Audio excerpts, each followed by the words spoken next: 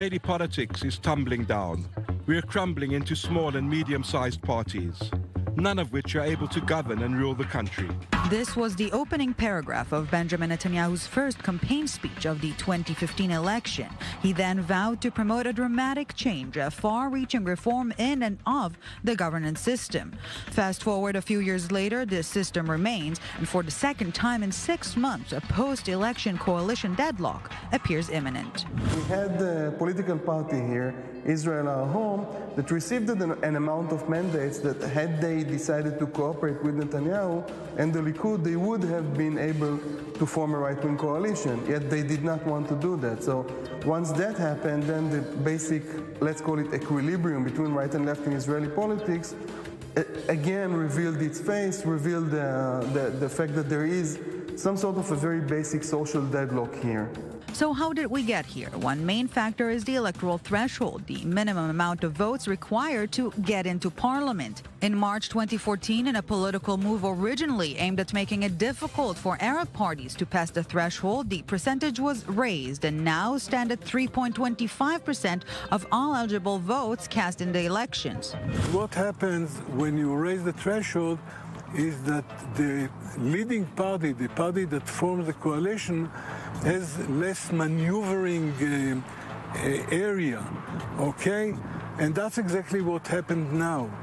If there were 4 or 5 small parties of 5, 4 seats, 2 seats, Netanyahu would have formed a coalition.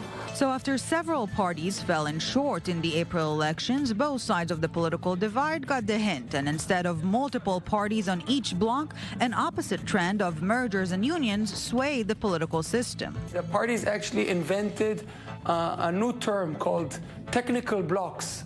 This actually means that behind those 8 parties, they're actually concealing 21 parties that created sometimes technical blocks just in order to cross the threshold. So cosmetic changes appear to be insufficient, but what are the alternatives?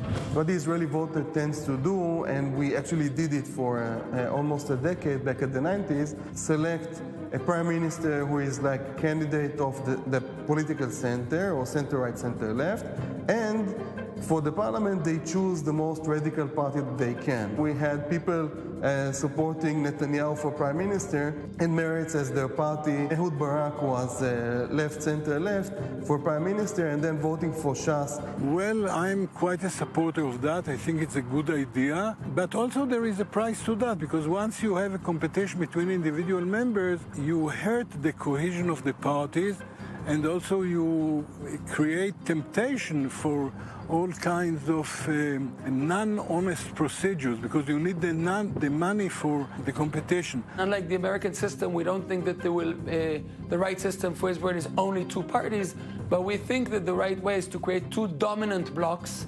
We're determining that the leader of the largest party will become prime minister and will be able to present his government to the parliament without requiring first to build a coalition of 61. To have 60 seats being selected on a countrywide basis, and to have 60 seats being selected on the basis of different regions. You have different powers within Israeli society that will have to work together in order to get things done, and you will be able to increase representation of right now of areas and concerns and needs which do not have any representation today around the Knesset tables. Okay then, is change coming?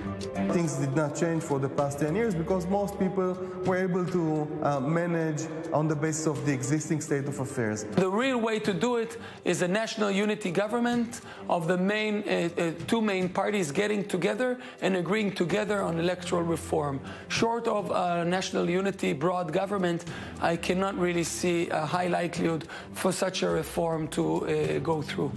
So no matter how you roll the ball, a unity government of some sort appears to be the only way the Israeli political system can move on.